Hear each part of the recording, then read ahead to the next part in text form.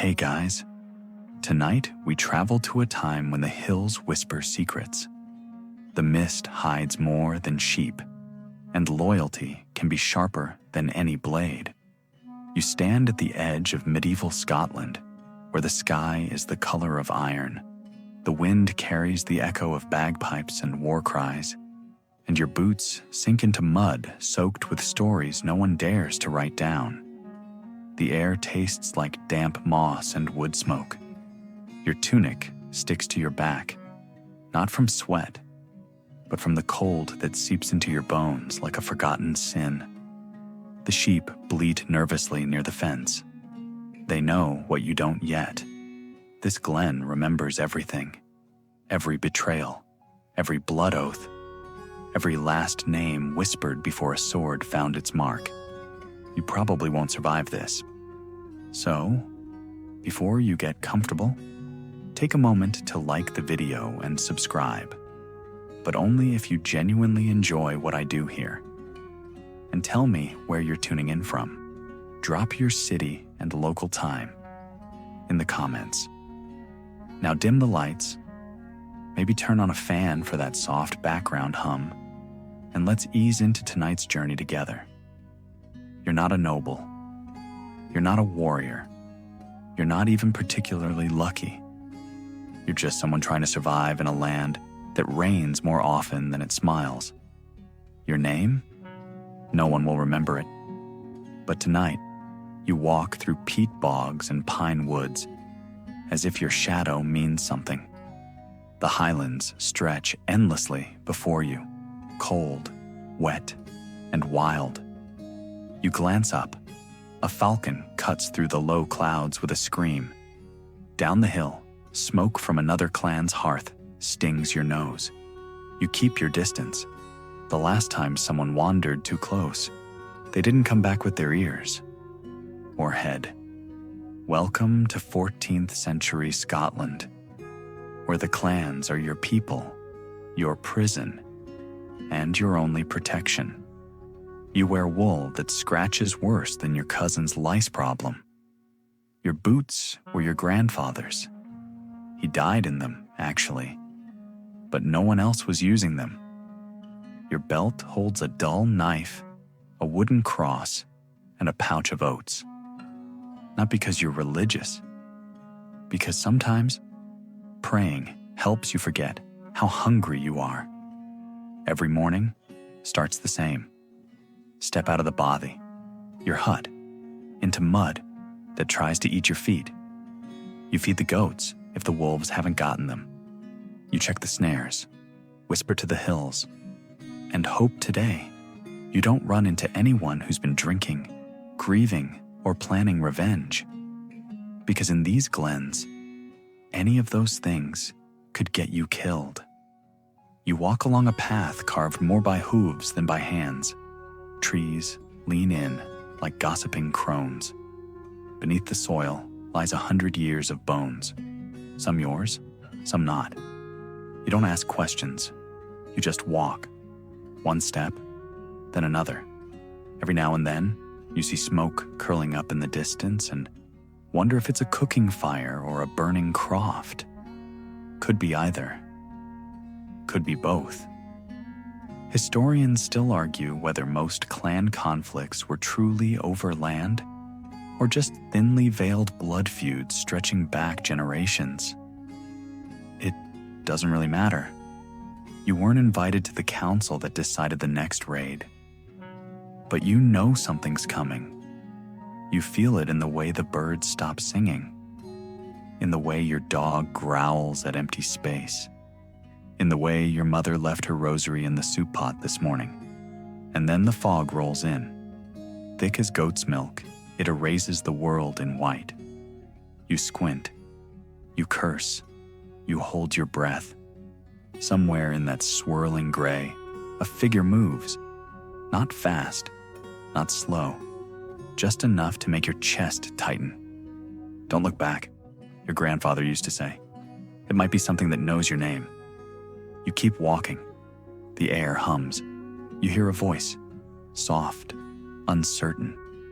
It could be a woman, Or it could be the moor playing tricks again. Last month, they found Callum McGregor's boots standing upright on a rock, steam still rising from them, but no sign of Callum. People said he went looking for his dead wife.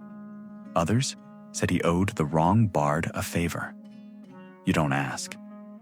The mist lifts just enough to reveal a stone circle, older than the kirk, older than Latin, older than memory.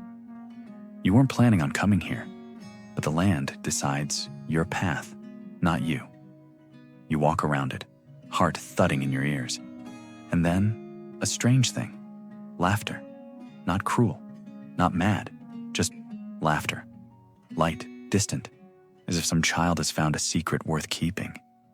You haven't heard that sound in weeks, maybe months. You blink, it's gone. You keep moving. Your clan's croft comes into view. Mud walls, thatch roof, smoke from the chimney. It isn't much, but it's home. Inside, your sister is stirring a pot of what used to be barley. Your father sharpens a blade that's more rust than iron. Your mother, as always, watches the fire like it might apologize someday. You sit down, not because you're tired, but because the weight of staying alive here is heavier than your boots. As night falls, someone knocks. No one knocks in the Highlands. You glance at your father. He stands slowly, hand on his blade. The door opens to a man you don't know, soaked through, eyes wide. "They're coming," he says, voice barely above a whisper. From the west. Your father doesn't ask who or why. He just nods. You don't sleep that night. You sit by the fire, listening to the wind move through the heather like it's looking for someone. And outside, beyond the light, the glen waits. Dawn doesn't break here. It seeps like weak tea. You wake to the same gray as yesterday, the same cold breath against your skin, and the same muffled hush outside, as if the hills are holding something back. You step out of the croft, boots squelching into the muck that's replaced the ground. The wind bites your cheeks and carries the smell of dung, smoke, and wet sheep. In other words, good weather. Your job today? Survive. Again. The chores are relentless. You mend the goat pen, swat away midges that seem more organized than your clan council, and try not to think about the knock at the door last night. Your sister hums while gutting a rabbit, and you envy her for that kind of focus. Or maybe it's denial.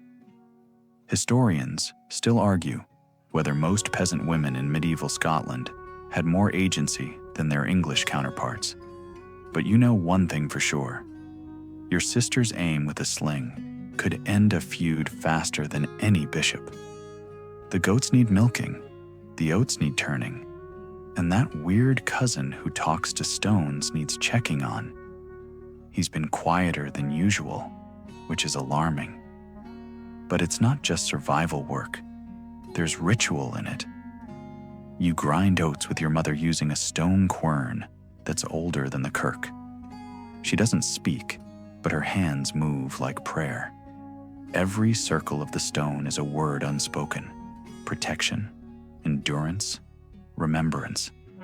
And then it's time to pay the tithe. You gather a sack of oats, not your worst, but not your best either. It's a delicate balance. You walk the mile to the kirk, past the same rocks that look like sleeping dogs and trees that probably remember your great-grandfather's lies. The kirk itself is modest.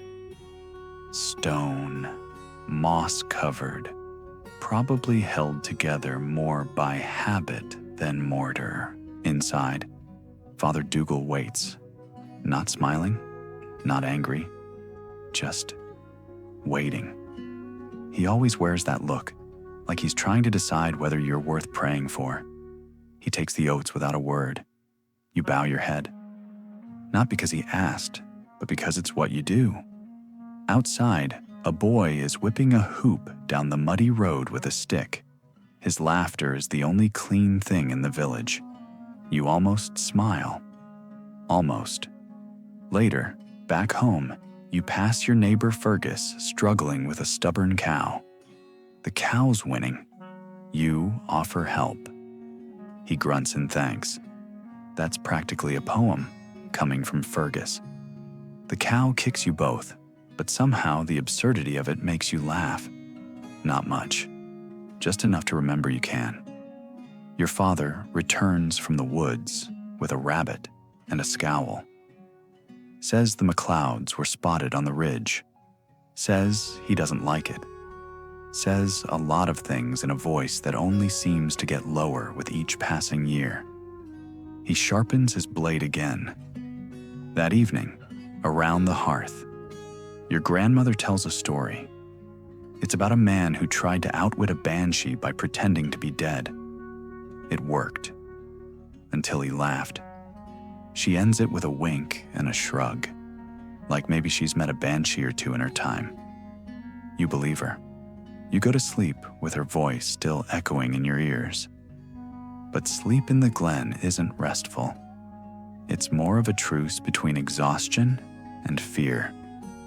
You dream of mist, of running barefoot through the bracken, of something watching you that never blinks. You wake to silence. No birds, no goats, just stillness. You creep outside. It's darker than it should be. Then you smell it. Smoke. Not the good kind. Not the hearth kind. The hot, angry kind. You run to the rise and look west. Orange. A croft is burning. You sprint back, breath catching, knees buckling. Your father is already awake, already dressed, already holding steel. He hands you a torch, not to light the way, but to signal. Your clan has a system. If they see flame on the ridge, they know it's time. And then you run, not toward the fire. That's someone else's fate. You run to the gathering place, an old hollow, surrounded by pines. The air is cold and electric. You feel it in your teeth. Others are already there. Dozens. All grim-faced. All armed with what they could grab. Pitchforks, clubs, rusted swords passed down from ancestors who maybe weren't so good with them either. You stand beside a man named Lachlan, who once stole your fishing net. Tonight, he nods at you like you're kin. You nod back. No one mentions the net. A scout rides in, hoarse, foaming at the mouth. "McLeods," he pants. 5 of them, maybe more. Took the Ritchie's croft, burned it. You feel something like nausea, or rage, or both. The Ritchies have a baby, or had. Your laird steps forward, not a man of many words. "They want fire," he says. "We give them smoke." There's no cheer, no cry of vengeance, just the sound of blades being checked, of leather being tightened, of people turning into something they'll regret. You return to your croft, grab your grandfather's shield. It's cracked, splintered, and smells faintly of despair. But it's yours. You hug your sister, who hands you a small pouch of heather and whispers, "For luck, and for breathing." Your mother doesn't speak. She just pulls you into an embrace that feels like it's made of stone. Then she lets go. You join the others, and you march.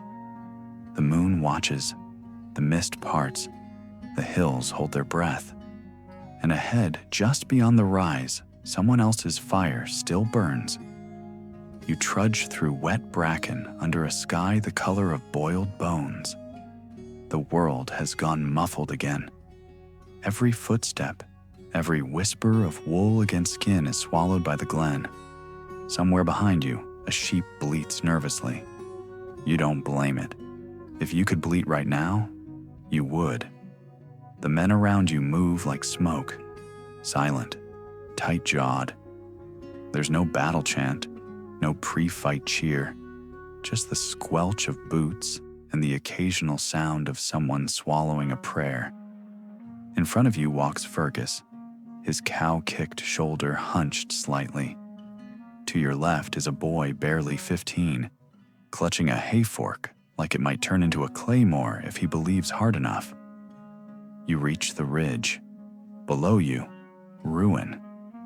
The Ritchie Croft is ash and ember, its walls collapsed inward like a house trying to disappear. You don't see bodies, not from here, just smoke rising in soft gray columns, the kind you get when wet wool burns. Your laird gives a signal, a sharp whistle. Everyone freezes. Then he points east. The MacLeods are still nearby, and you know what that means. You're not a warrior. Most of these people aren't. They're tanners, shepherds, smiths. People who prefer fireside stories to swordplay. But today, you're hunters. And the prey? A group of cousins who think taking a pig and burning a roof makes them brave. Historians still argue whether most clan raids were strategic or just personal. Standing here, heart racing, eyes scanning shadows, you suspect it's both. Because nobody forgets that one insult from a cousin's cousin 3 harvests ago, and nobody wants to be the one who didn't avenge it. You fan out through the trees. Your breath clouds in front of you like ghosts trying to speak. The wind shifts. You smell something before you see it. Ale, sweat, and roasted meat. You move closer. Down in the gully, near the river, the MacLeods are camped. 5 of them, just like the scout said, laughing. One is skinning a rabbit. Another is urinating into the water like he's marking it as his own. And there's the baby's rattle, hanging from a branch. A joke. You feel your stomach turn to iron. The laird doesn't wait. He signals. Downward palm, then closed fist. You all know the move. Learned it as children while pretending to be brave. The first man to strike is Lachlan, the same one who stole your net. He doesn't steal tonight. He lunges with a fury born of quiet grief, and his blade meets a MacLeod shoulder with a sound that makes you flinch. It's chaos after that.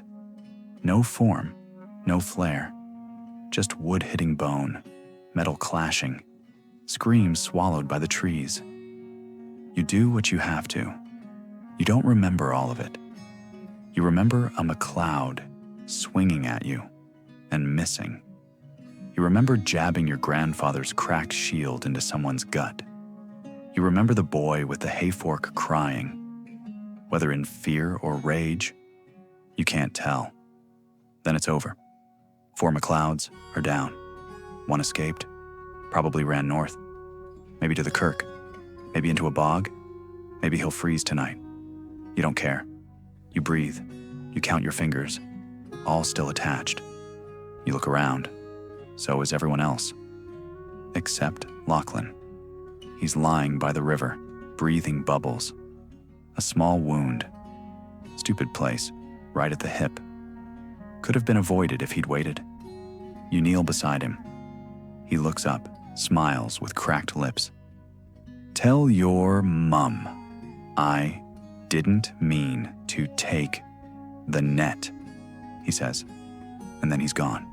You carry him back. The return march is quieter, heavy. No one talks about victory. No one wants to. Back at the croft, your sister meets you at the edge of the field. Her eyes scan you. Limbs, blood, breath. She nods once, then pulls you into the kind of hug that squeezes both lungs and sorrow. Inside, your mother is kneeling by the fire. She doesn't ask questions, just hands you a bowl of broth and a strip of cloth for the gash on your forearm you didn't realize was bleeding. That night, the village gathers, not to celebrate, but to name the dead. Lachlan's name is spoken, twice, once by the laird, once by his aunt. That's the tradition. The more times your name is spoken the night after you die, the less likely you are to be forgotten. That's what they say. And the baby? Still alive. Somehow. A woman from the next village took her during the attack and ran barefoot across the stream to hide in the peat stacks. Her feet are torn, but she's smiling because she saved something. That's more than most people can say.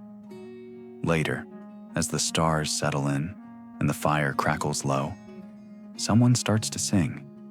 It's a lament, a song older than memory, about a boy who wandered into the mist and came back as a stag. No one speaks. They just hum along. You lie beside the hearth that night, sore, bruised, breathing in the smell of ash, broth, and thyme. And just before sleep claims you, you whisper Lachlan's name one more time, just in case no one else does. You wake with stiffness in your limbs and soot in your lungs. For a moment you think you've been turned to stone, like the cairns up the ridge, frozen mid-sorrow. But then your sister's elbow jabs your ribs and your joints crack like old twigs. You're alive. For now. Outside, the rain falls in that special Scottish way, horizontal. It doesn't pour so much as invade, dripping through thatch, down your neck, into places you didn't know could feel cold. But you're used to it. Water is part of life here. Sometimes blessing, sometimes curse. Always reminder. You trudge through mud to the kirk again. It's Sunday, and even the dead are expected to show up in spirit. The kirk's bell tolls once, flat and tired. Inside, the air is thick with peat smoke and reverence. Stone walls damp with centuries. Candles flicker like they're afraid of what's outside. Father Dougal is already at the altar, draped in wool and duty. His eyes sweep the congregation, mostly women, a few wounded men, children too fidgety to pretend they care. He begins with a prayer in Latin. You don't understand a word, but you mouth the sounds anyway, because that's what your grandfather did. And your grandfather wasn't a fool. The sermon today? Judgment. Naturally. It's always judgment after a raid. Those who shed blood, he intones, must answer to the Lord. You shift uncomfortably. A few others do too. Dougal's voice is steady, but his eyes land briefly on you, and Fergus, and the boy with the hayfork. Is he condemning, or just reminding? Historians still argue whether the church in medieval Scotland functioned more as a spiritual guide or a tool of political power. You suspect both, especially when Dougal pauses mid-sermon to mention that the tithe this month will include flax. Even divine grace needs new linen, apparently. After the service, you linger outside, warming your hands over the torch bracket by the door. A monk passes you carrying a sack of apples, bruised, but still rarer than courtesy. He offers you one. You hesitate. Is this a trick or a test? You take it. Bite. It's soft and sour, but it's the closest thing to joy you've tasted all week. The rest of Sunday unfolds in its usual rhythm. Soup, stitching, stories. Your mother sits by the hearth mending Lachlan's tunic. He won't wear it again, but she says it's wrong to leave things unfinished. Your sister is carving a new handle for the soup ladle. Your father is silent. You take the sheep up the ridge for grazing. It's not far, but far enough to feel like escape. You sit beneath a crag, wind cutting at your cheeks, and stare out over the glen. From here, the village looks peaceful. You know better. Suddenly, movement near the trees. You tense, hand to your knife. But it's just a figure in robes. A monk. Strange, not from your church. He walks slowly, as if every step is weighed. You approach. He turns, eyes sharp despite the droop of age. "Are you the one who lit the signal fire?" You nod. He smiles, but not like a man pleased, more like one who knows the cost of fire. "Do you know how old this land is?" he asks. "How many names it has forgotten?" You don't answer. He continues anyway. "There were druids here once, before Kirk or King. They carved prayers into stone, not wood. Sang to the moon, not the cross. And they too believed they were eternal." You shift your weight. "What happened to them?" He shrugs. "What happens to everything? Time." Then he hands you something wrapped in cloth. You open it. A small stone carved with a spiral. "For remembrance," he says. "Not everything worth keeping has a name." And just like that, he's gone, disappearing into the pines like a thought you almost understood. Back at the village, you show the stone to your grandmother. Her eyes widen. She touches it like it's burning. "Keep that hidden," she whispers. "The Kirk doesn't like old gods being remembered." That night, your dreams are strange. The spiral glows in the dark. You walk through mist and fire and faces that don't belong to any clan you know. One woman hums a lullaby you've never heard, but somehow remember. You wake with that tune in your throat. At breakfast, no one speaks of dreams. That's a rule. But your sister hums the same melody while pouring water into the barley. You don't mention it. After the meal, you're sent to repair the church wall. Storms have cracked the cornerstones, and Father Dougal insists they be mended before the next rain. You work slowly, stone by stone, mortar by memory. Midway through, you notice something in the foundation. A carved mark, spiral-shaped, faint, half-buried, exactly like the stone the monk gave you. You cover it back up. Some truths aren't ready to be found. As dusk falls, bells toll again, not for service, but for warning. Riders spotted on the south trail, not MacLeod's, not familiar. You gather at the Laird's Hall. Plans form quickly. Scouting parties, signal codes, safe paths to the hills for women and children. But you notice something else. Father Dougal isn't with you this time.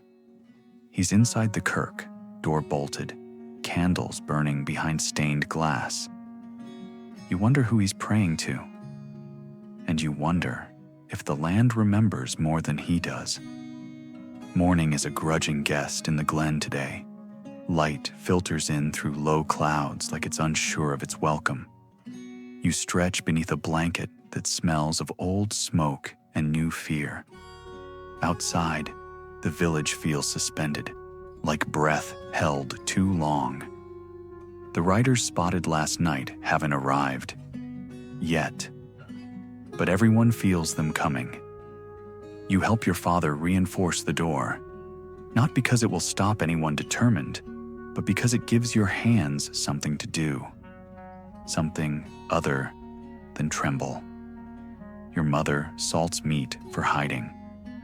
Your sister sharpens the kitchen knife that, in recent weeks, has been used for everything except food. No one says the word siege, but you all think it. You're sent to fetch water. The stream is farther than usual, since the close one might be watched. You walk with caution. The trees feel nosier today. The wind keeps secrets just out of earshot.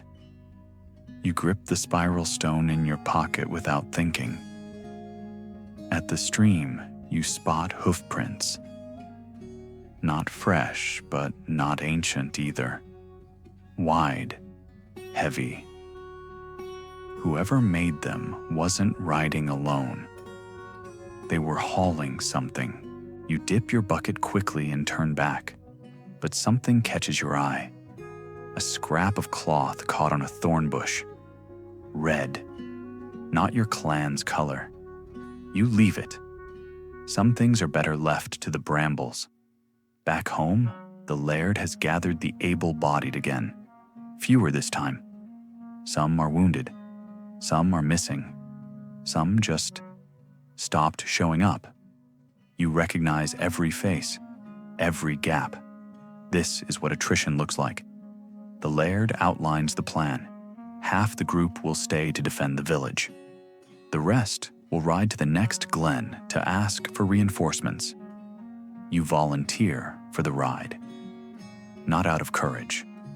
More like cowardice in disguise. Better to die moving than waiting. Your horse, if you can call it that, is old, damp, and unimpressed with your urgency. But she's loyal, and she's faster than walking. You set off with 3 others. Fergus, who smells like nervous bacon, Ewan, who hasn't spoken since his wife disappeared, and Moira, who shouldn't be here but wouldn't take no for an answer. The trail is narrow and clings to the cliff like moss. Below, the river rages, swollen from last night's rain. Moira rides ahead, hair braided tight, eyes scanning the trees with a hunter's calm. Halfway to the next glen, you pass a ruined outpost. Charred beams, collapsed stone, bones poking from the mud. This wasn't a raid. It was an erasure. Fergus crosses himself. Ewan just mutters something about wolves. You press on. Historians still argue whether these smaller outposts were abandoned due to plague, war, or simple economic collapse. You suspect it was something crueler. Indifference. Finally, you reach Glenfarra. It's bigger than your village. 3 dozen crofts, 2 stone towers, even a tavern that doesn't smell like death. But it's also tense. You feel it the moment you arrive. Windows shuttered, guards at the gate, crossbows visible but not raised. You dismount. A man in chainmail approaches, gray-bearded, scarred, and bored. His tabard bears no clan symbol. A mercenary? A church soldier? Hard to say. You explain your village's situation. He listens, then says something that burns colder than rain. We've got our own worries. Moira steps forward. If your kin were burning, would you want silence? The man looks tired. If they were burning, I'd thank the storm. And just like that, you realize no help is coming. You sleep in the stables that night. The hay is warm, and the horses are less judgmental than the men. You and Moira stay up talking. She tells you she once saw a selkie on the shore, half woman, half seal. You pretend to scoff, but part of you believes her. At dawn, you try again. A different man hears your plea this time. He's younger, kinder, and missing 3 fingers. He promises to send word to his laird, but these things take time. You look at Moira. Time is the one thing your village doesn't have, so you ride back. Rain begins halfway. By the time you crest the final ridge, your hands are too numb to grip the reins. You see your village in the distance, and smoke, not rising from chimneys, from roofs. Your horse stumbles on the slope. You kick her gently. She understands. You ride faster than you ever have, closer now. You see figures running. Some are fighting, some are falling. You make out your sister's yellow shawl near the goat pen. She's alive. She's throwing stones. You reach the edge just as a stranger turns to face you, blade raised. You don't think. You knock him down. You don't stop. You find your mother by the well, clutching the rosary she never liked. You grab her. She grabs you. Neither of you says anything. Your father, nowhere. The door of your croft is ajar. The fire inside has gone out. You step through, blade in hand, heart in throat. And then you hear it. A sob. Your father. Kneeling over something. You follow his gaze. It's a man, not from your clan. His sword is broken. his eyes wide open, seeing nothing. Your father is shaking. He didn't fight. You kneel beside him. The fire catches again, throwing shadows across the wall. In the corner, the spiral stone glows faintly in your pocket. You stay there a long time, until night returns, and with it, the reckoning. The night doesn't descend. It pounces. The last light is dragged from the sky like a curtain ripped from its rod, and suddenly the world is nothing but ash and breath. You crouch in the croft's doorway, gripping a blade that hasn't been cleaned since yesterday, watching the shadows for movement that might be human. Or worse, your sister crouches beside you. Her face is smeared with soot and something that might be blood. Her eyes are dry, which is somehow more frightening than tears. Outside, the fighting has slowed, but not stopped. Bodies litter the path. You step around them, not looking too closely. One is wearing boots like yours. You keep walking. In the center of the village, the laird stands beside a makeshift pyre. Not for celebration, for warning.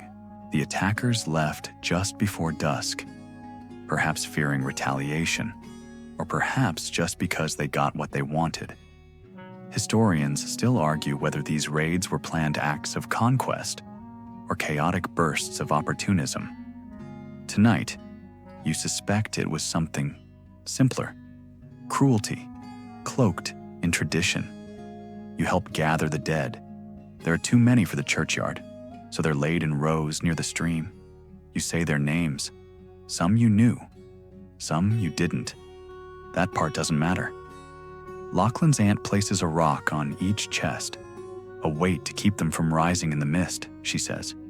You don't laugh. No one does. The laird calls for silence, then for a fire. The pyre is lit. Flames rise like truth, too bright, too fast, and far too late. You sleep on the ground that night, or you try. The earth is hard, but not as hard as what's in your chest. You dream again, of fire, but this time it's not destruction. It's a hearth, a camp, people gathered, singing, and someone, you, playing a tune on a carved flute. You've never played one before, yet in the dream, your fingers know it like an old friend. You wake with the tune still on your tongue, and in the faint dawn light, you hum it. Your grandmother hears it. She turns, eyes narrowed. Where did you learn that? You shrug. I don't know. Dream. She stares at you. That song is older than the kirk, older than the clans. It was sung to call the dead home. You stop humming. Later you walk beyond the village, past the burnt-out fields to where the woods begin. You need to be away, just for a while. The trees don't judge. The brambles scratch you. But honestly, that's more comforting than silence.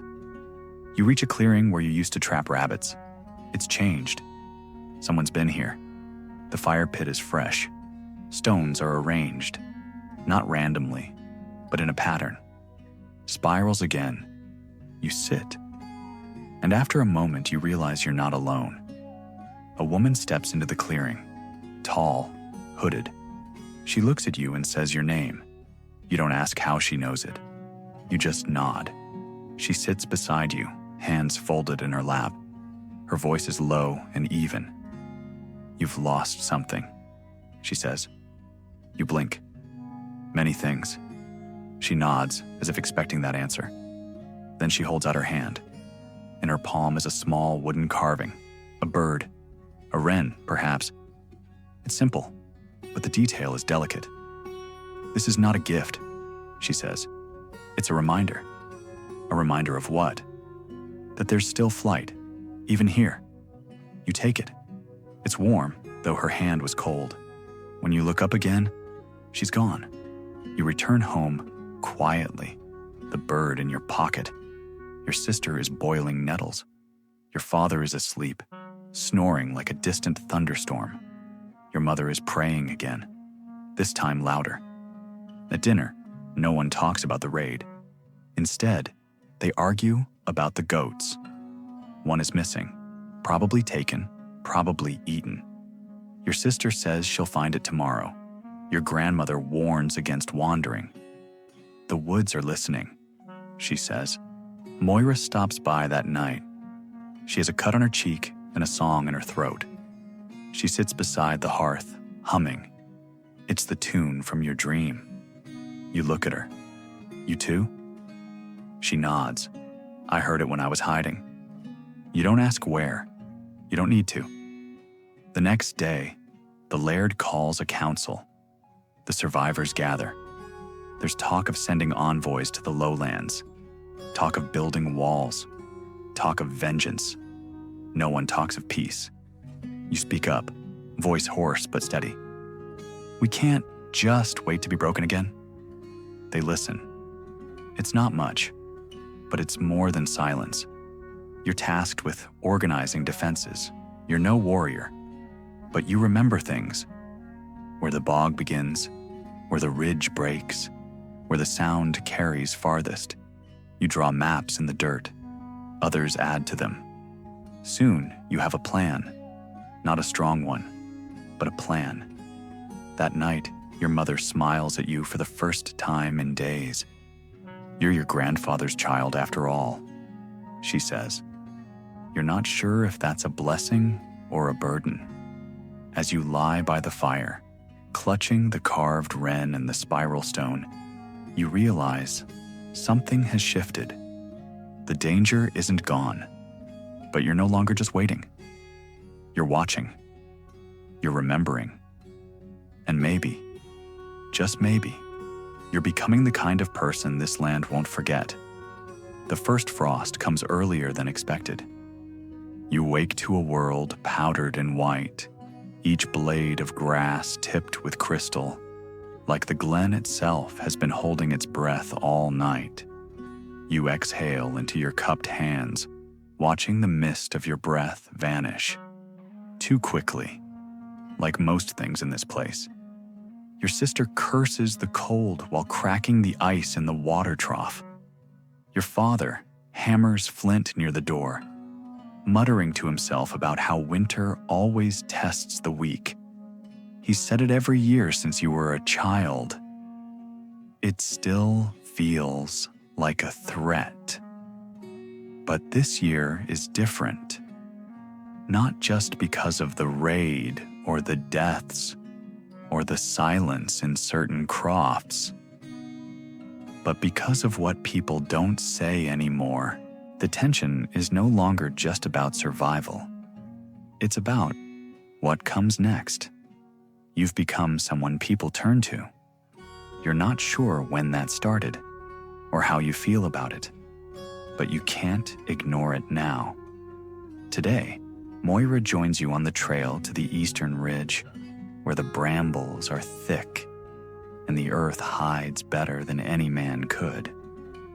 You're scouting, yes, but also planting signs, subtle ones. You've carved small spiral symbols into stones and tucked them near the paths, not because you think they're magic, necessarily, but because some things should be remembered, and because signs once noticed make others cautious. Moira hums as she walks, same tune as before. It still makes the hairs on your arms rise. You ask her where she learned it. She doesn't answer, just smiles and says, "It's in the land." You find tracks, not human, boar, but fresh. Moira suggests a trap. You agree. But when she bends to anchor a snare, she finds something strange. A boot print, wide, deep, facing the village. You both freeze.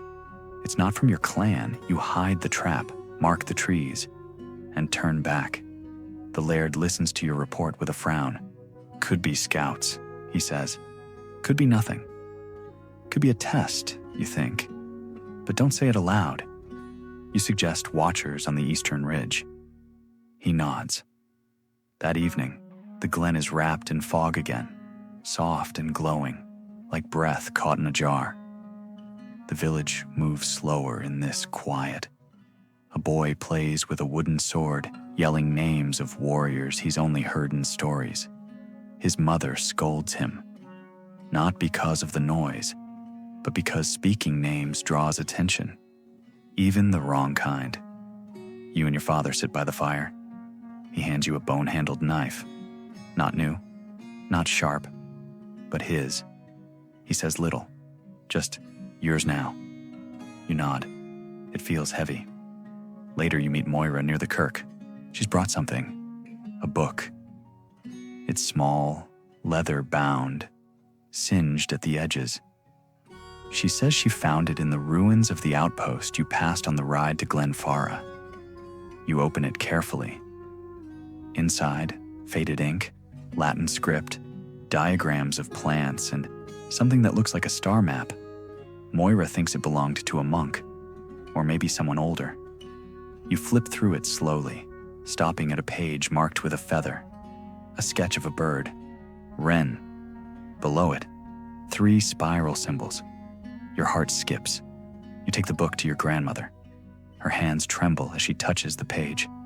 This is not Kirk writing, she whispers. This is from before. She doesn't explain. She doesn't need to. That night, the village dogs bark for hours. The goats are restless. The wind changes. The next morning, the watchers report a fire in the east, small, controlled, like a signal. You ride out with Moira and 3 others. The path is familiar but different in the frost. The river is half frozen, groaning under its own weight. You reach the source of the fire, a ring of stones, a cooked pheasant on a spit, no footprints leading away. Whoever made it wanted it found. There's no sign of danger, no tracks, just warmth, intact, waiting. Moira says, "This isn't a warning." You agree. It's an invitation. You mark the stones and take nothing. The glen watches. Back home, your mother asks if the scouts returned. You tell her yes, but not like before. That night, the kirk bells ring, late, unexpected. You and others rush there. Inside, Father Dougal stands pale, sweat beading on his brow. The altar has been disturbed. The spiral is scratched into the wood. Everyone looks to you. Father Dougal doesn't accuse, doesn't bless. He simply says, "This place forgets too little." You don't sleep. You sit outside the croft, blade in your lap, spiral stone in hand, the carved bird on your belt. And you wait, because winter has begun, and winter remembers. You wake to snow, not the polite dusting of frost from days before, but a thick, wet blanket that hushes the world into stillness. The rooftops droop under the weight of it. Footprints vanish in minutes. Even the smoke rising from your chimney curls reluctantly, as if trying to sink back inside. You pull on boots stiff with cold and step outside. The crunch underfoot is satisfying in a grim sort of way. Everything feels quieter, but not calmer. The night was long. You barely slept. And when you did, the dreams were strange again. This time, a woman in blue robes standing in the river, holding a bowl full of stars. You don't know what it means. You don't ask.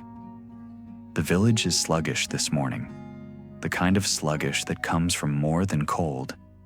It's the exhaustion of a people running out of rituals.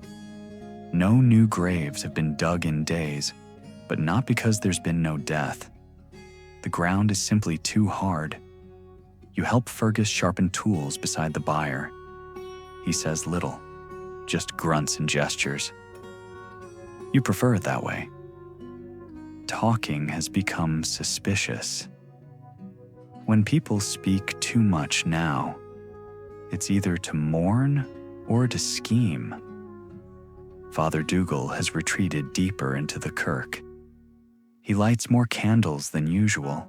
He's replaced the altar cloth with one bearing a sunburst.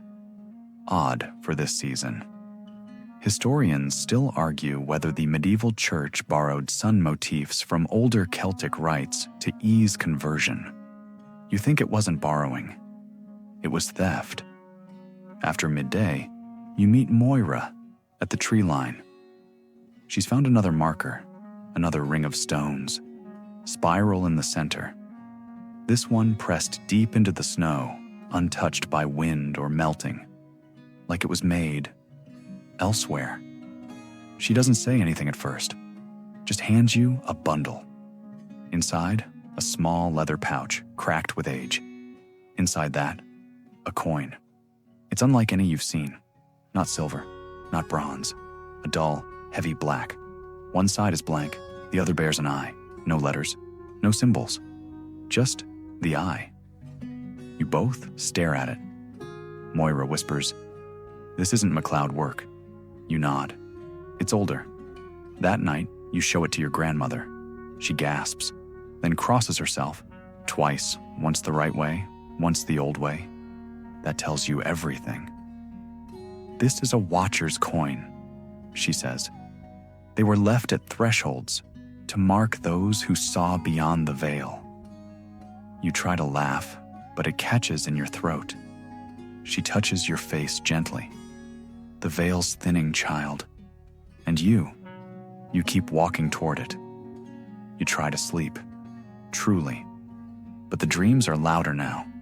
In this one, you walk into the kirk and find it empty, except for Father Dougal, sitting in the pew, back to you. You reach him. He turns. His eyes are coins. You wake before he speaks. In the morning, the snow has stopped. The sky is pale and flat like old parchment. The laird sends for you. The council has met. They want answers. Not peace, not clarity, just answers. You explain the fire ring, the coin, the spirals, the book. You expect doubt. You get silence. Then the laird speaks. "This land has seen too many stories," he says. "Some we remember. Some remember us." He orders watchers doubled. The kirk is to be guarded, not just visited. He also makes a surprising announcement. A midwinter feast will be held in 3 nights' time. No weapons, no arguments, just light, music, bread. You leave the council stunned. A feast? Now? But maybe that's the point. 3 nights pass quickly. Snow is swept from the meeting hall. Candles are lit. The bread is bitter but warm. Someone finds an old drum. Children dance without smiling. Adults pretend not to cry. Moira stands beside you, eyes scanning the room like a hawk. Your grandmother hums. Your sister tells a story you've heard 1,000 times. It still makes people laugh. And for a moment, just one, the village is not grieving. The feast ends late. People stagger home, weary but fuller than they arrived. You stay behind to help clean, and that's when you find it. On the chair where Father Dougal sat. Another coin, same eye, but this time it's open wider. You pocket it and say nothing. That night, you dream again. You're walking a path of coins. Each one stares at you. Each one whispers your name. You wake to snow. Not the kind that twirls gently through the air, piling in soft drifts like a lullaby.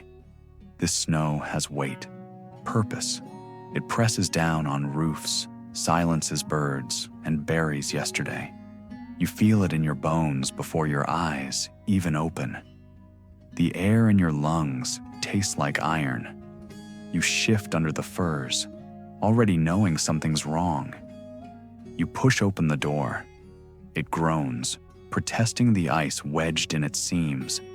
And when it finally gives way, a gust of sharp wind slaps you in the face. And that's when you see them. Footprints, not yours, not your family's. They begin at the tree line, far beyond where anyone dares walk before dawn. and end at your doorstep. Clean, deep, singular. And then, nothing. No path leading back. You don't speak. You don't breathe. For a moment, even the wind holds its breath with you. Your sister steps beside you. Her voice is a whisper, but it cuts like frostbite. They came for you. You nod slowly, because deep down, you already knew. You spend the morning pretending to be useful, chopping wood, helping your grandmother sift dried roots, hauling water. But your thoughts keep drifting to the prince. Why just one set? Why so deep? Why you? The glen feels different. Not dangerous exactly, more like alert. Like the earth is listening again.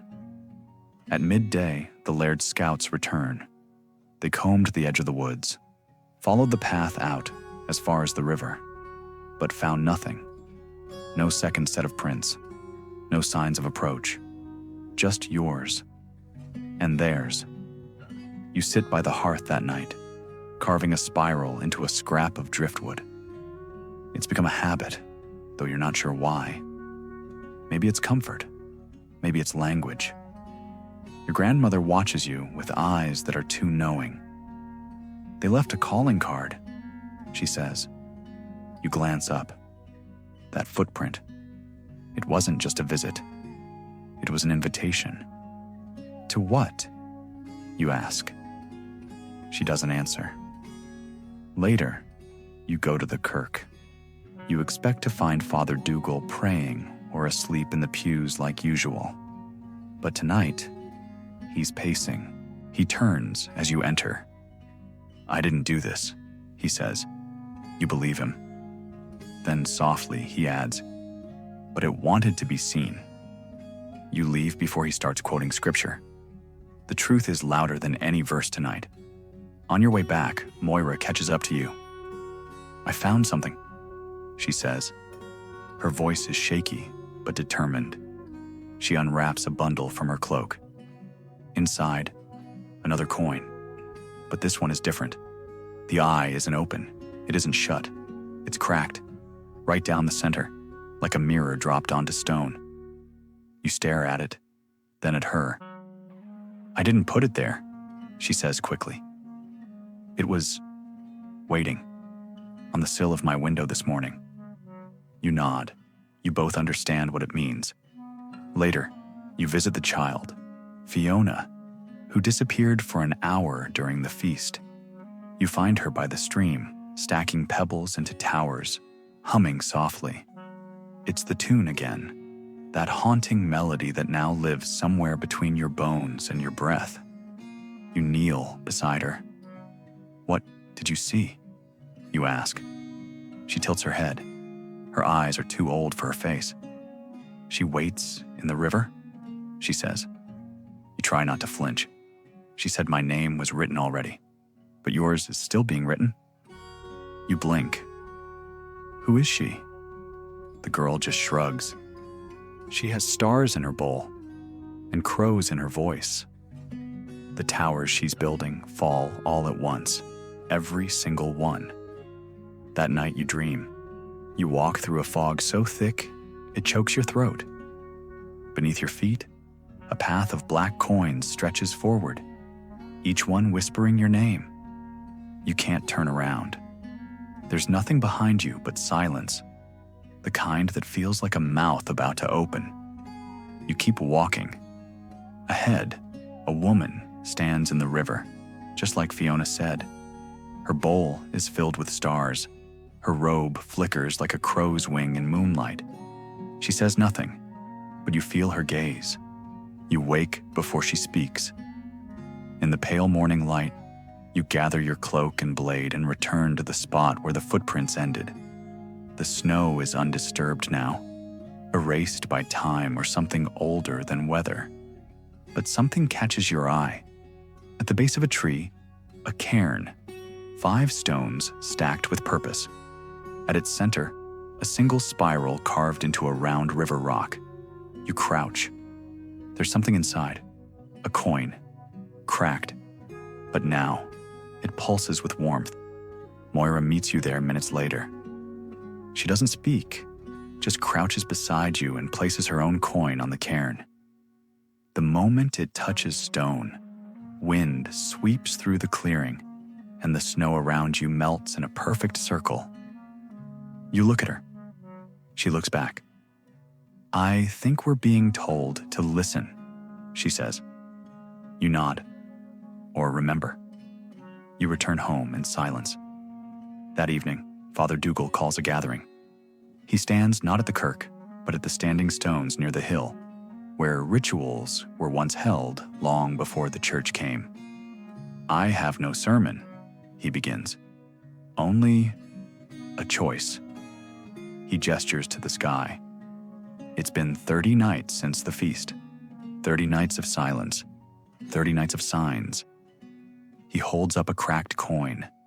They've been coming for generations, and each time we bury the truth, in dirt, in doctrine, in denial. People murmur. One man shouts, "What do they want?" Dougal's voice is calm. "To be seen." And then you speak, before you know why. They're waking the ones who still remember. Silence, then a quiet voice. "So what do we do?" And Moira, standing beside you, says softly, "We remember too." The meeting ends without resolution, but not without understanding. Something has begun. Not a war, not a miracle, a reckoning. You return home, and your grandmother hands you a leather pouch. Inside, a coin of her own. The eye is closed. She kisses your forehead. "It opened for me once," she says. "I didn't follow, but you will." You sit alone by the fire. The wind howls outside, but inside it's quiet. You hold the cracked coin in one hand, the spiral stone in the other. And you wait, because something has stepped into your glen, and it has not yet left. Morning comes wrapped in mist, not the gentle kind that dances over fields and dew kisses grass. This mist feels old, intentional. It rolls through the village like smoke through a battlefield, quiet, slow, curling into corners where whispers go to rot. You rise early, before the others, before the kettle whistles. You step out into the cold, still holding the cracked coin in your palm. It's warm again, not from your body heat. It pulses faintly, like it's remembering something.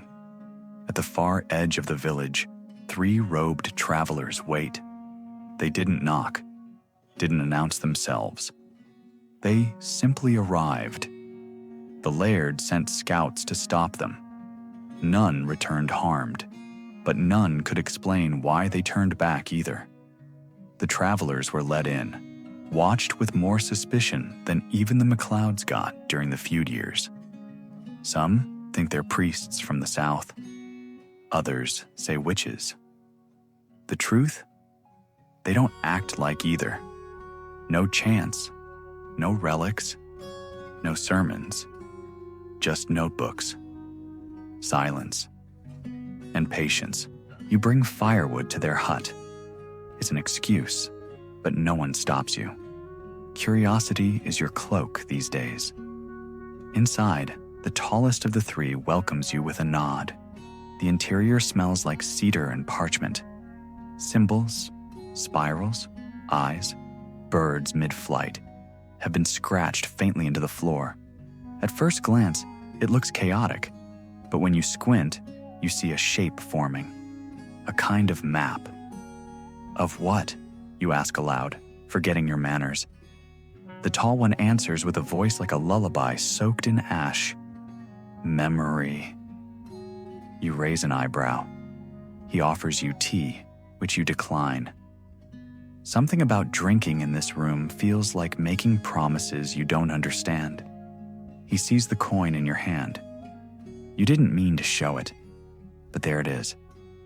He steps forward, gently takes it, and examines the crack. "This is rare," he murmurs.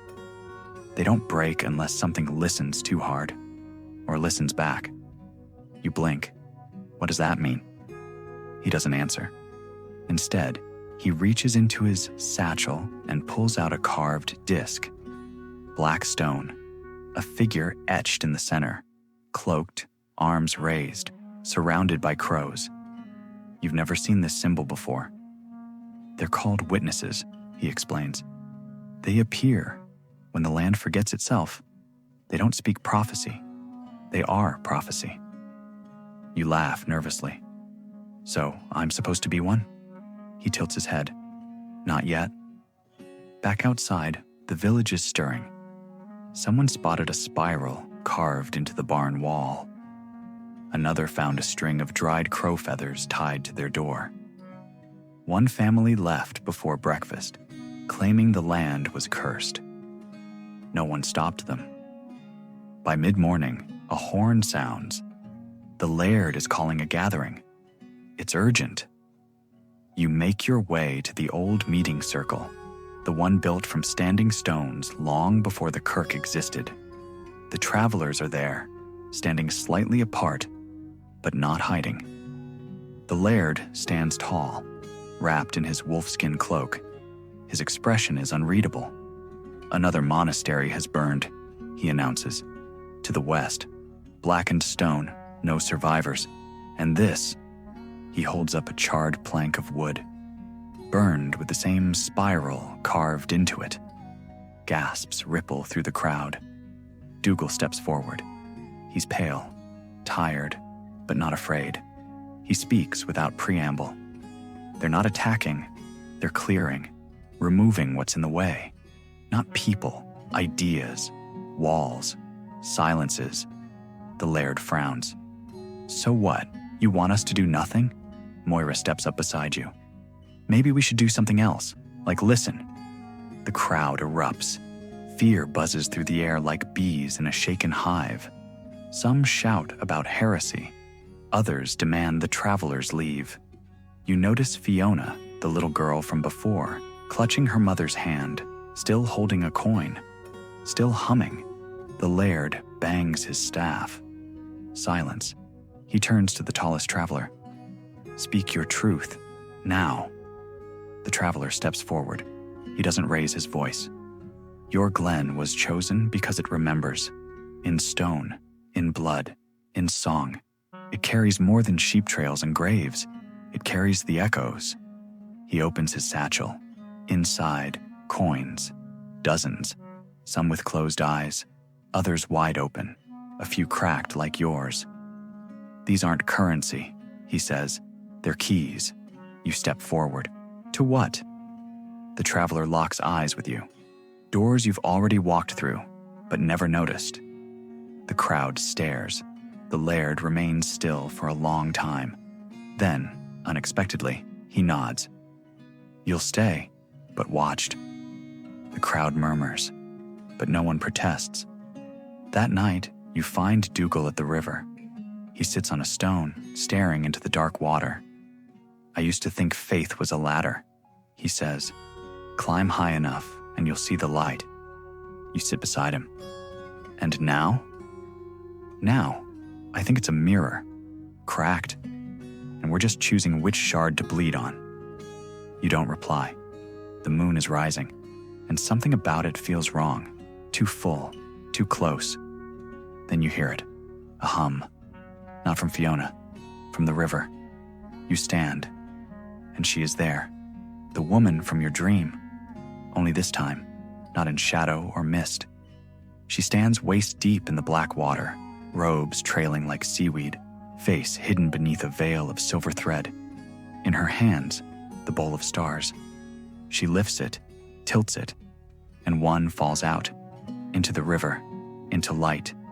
Then she turns and disappears beneath the water without a ripple. Dougal sees it too. He crosses himself, but not the new way, the old way. You return to the village in silence. No one else saw her, but they feel it, in their bones.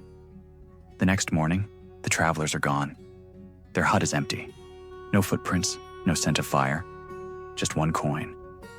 On the doorstep, cracked, still warm. The frost breaks. You wake to the sound of dripping water, steady, rhythmic, unnerving.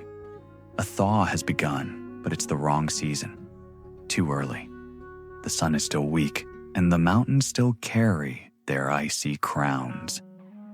Yet the snow slides off rooftops in slushy chunks, and rivulets of meltwater carve new paths through the mud.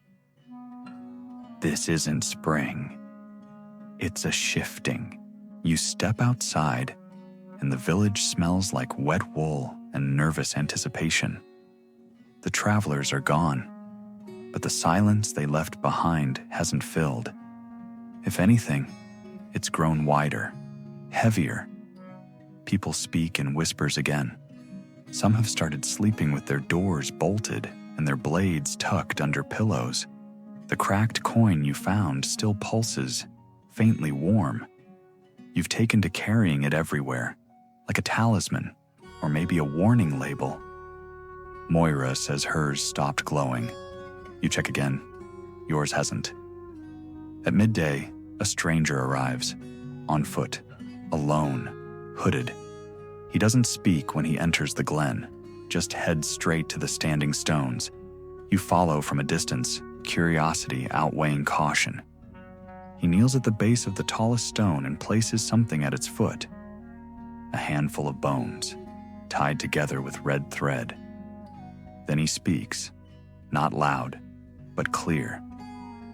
The debt must be remembered. You inhale sharply. Mainstream history says that during the late 14th century, small Scottish communities often used bones in ritual to mark oaths or memorials. But this isn't about memory. It's about debt. And you have no idea what was borrowed or by whom. When you step closer, the man vanishes. You blink. Once, twice, gone. No tracks, no sound, just the bones left behind. You take them, carefully, like glass, and bring them to Dougal. He doesn't even ask where you got them. Just sighs and begins boiling water. These are chicken bones, he mutters. Knotted in the old way, blood offerings probably, to seal a bargain or break one. You nod. Which are we doing? He shakes his head. That depends on who remembers it first. The next few days blur. You begin to notice odd patterns, animals walking in circles, bread rising without yeast, children waking with strange phrases on their lips, phrases in dialects that haven't been spoken in your glen for generations. One boy says in perfect Old Norse, "The earth sings backwards now." His mother faints. Moira begins sketching her dreams, spirals again, but layered with symbols you don't recognize. A sun split in half, a river climbing uphill, a face made of moths. You dream too, but it's not the river woman anymore. It's a black staircase, descending endlessly, lined with masks. Each mask is your face, but older, cracked, smiling when it shouldn't. You wake drenched in sweat. The next morning, Sioris's old journal disappears from the kirk. No break-in, no broken locks, just gone. In its place, a feather, not black, but iridescent, blue-green, like oil on water. No bird in the glen carries feathers like that. You begin to wonder if something is unsealing itself. A boundary, maybe. Or a memory that no longer wishes to stay buried. Historians still argue whether medieval Scottish folklore was just a coping mechanism during waves of plague and political upheaval. But what if the stories were never metaphor? What if they were recordings? You and Moira decide to visit the cairns, not the ones by the river, but the old ones higher up, the ones no one speaks of. They sit like broken teeth along the ridge, half buried, forgotten, except not forgotten, because when you reach them, they've been cleared. Snow melted around them in perfect circles, stones arranged into new formations. At the center, a tree branch, standing upright, wrapped in spiral carvings, And at its base, bones, human. You don't speak for a long time. Finally, Moira says, "They're marking something." You nod, or preparing it. On the way down, you see Fiona again. She's walking alone, singing, not humming, singing, words you don't know, language you've never heard, but you understand it. Every syllable feels like home and exile at the same time. You try to stop her, but she looks up and says, "Don't worry." She says you're still on time. Then she skips away. That night, the stars move. You swear it. Not just a meteor or trick of cloud. They realign, form a spiral, and then blink out, one by one, like closing eyes.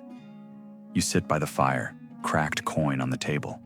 It is glowing now, not faintly, bright and warm. And for the first time, you're not afraid of it.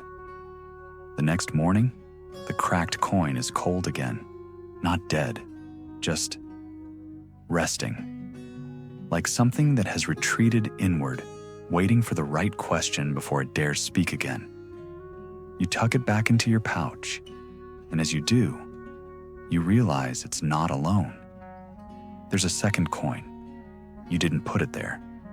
This one is smooth, no eye, no spiral, just polished black stone, perfectly round, like a period at the end of a sentence you didn't know you were writing. You show it to Moira. She turns it over in her hands, then frowns. It's not blank, it's just asleep. That word sticks with you all day. Asleep. The glen has become quieter than usual. Not peaceful, anticipatory. Even the animals seem to understand something's coming. The sheep stay near the barns. The dogs growl at shadows they never used to notice. And the crows? Gone. Not a single one in the sky for 3 days now. Which is weird, because in Scottish lore, crows never leave. They follow, they remember. And when they vanish, it usually means someone else is watching. You hike to the ridge, not for answers, just to see what's changed. It doesn't take long. One of the cairns you visited last week has collapsed, not toppled, just taken apart, deliberately. The stones are stacked neatly to one side, and in their place, a ring of salt, thick, white, fresh. Someone made a circle.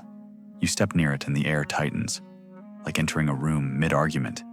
You hold your breath and walk the perimeter. Once, twice. On the third pass, you see it. A figure. Not real, not fully. More like a silhouette made of heat. Shimmering, faceless, female. She stands in the center of the salt ring, motionless, watching you, or waiting. You don't step in. Instead, you whisper, "What do you want?" She raises her hand, points at your pouch. Then she vanishes. No warning, no farewell, just gone. You don't return home directly. You sit for a while at the riverbank, watching the water move too fast for this time of year. The melt should be slow, gentle. This is hunger. Back in the village, people have noticed something new. The bells don't ring. You've had bells here forever, small iron ones above doors, hung to ward off wandering spirits. They ring with the wind, with footsteps, with laughter. But now, silent. You lift one from your doorway, still there, still intact, but the clapper is missing. You check others, all the same. It's as if something has gone through the village in the night, plucking out every voice but its own. Dougal meets you near the kirk. He's tired, older somehow, not sick, just spent. "Do you remember," he says quietly, "when we used to think prophecy was fire and lightning?" You nod. He gestures to the sky. Turns out it's frost and silence. You both laugh. You have to. Then he hands you something wrapped in cloth. You open it slowly. A page from Seoris's journal.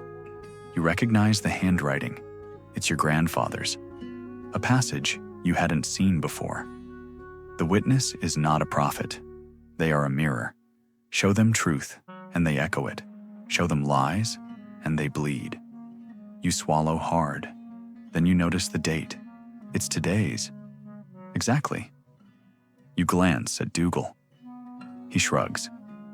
Found it on the altar this morning. No idea how.